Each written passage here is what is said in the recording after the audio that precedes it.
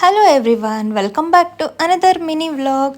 ಇದು ಗುರುವಾರದ ವ್ಲಾಗ್ ಆಗಿರುತ್ತೆ. ಗುರುವಾರ ನಾನು ಸಾಯಿಬಾಬನ ಭಕ್ತೆ ಆದ್ದರಿಂದ ತುಪ್ಪದ ದೀಪ ಹಚ್ಕೊಂಡಿದ್ದೀನಿ. ಸಾಯಿಬಾಬಂಗೆ ಮನೆ ತುಂಬ ಲೋಬನನ ಹಾಕ್ಕೊಳ್ತಾ ಇದ್ದೀನಿ.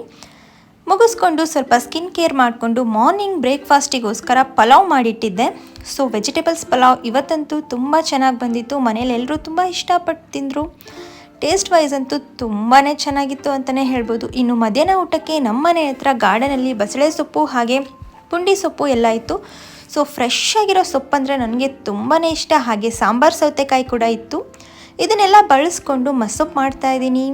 ಸೊ ನಮ್ಮ ಮನೆಯಲ್ಲಿ ಹೆಲ್ತಿಯಾಗಿ ಏನು ಮಾಡಿಕೊಟ್ರು ಬೇಡ ಅನ್ನಲ್ಲ. ಸೊ ಮಸೊಪ್ಪಂತೂ ನಾನು ತುಂಬಾ ಸಲ ಮಾಡ್ತಾನೆ ಇರ್ತೀನಿ. ಬಿಕಾಸ್ ಈ ಒಂದು ಸೊಪ್ಪುಗಳು ಹೆಲ್ತಿಗೆ ತುಂಬಾ ಒಳ್ಳೆಯದು ಅಂತಲೇ ಹೇಳ್ಬೋದು.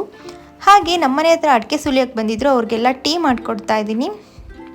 ತುಂಬ ಕ್ವಾಂಟಿಟಿಯಲ್ಲಿ ಟೀ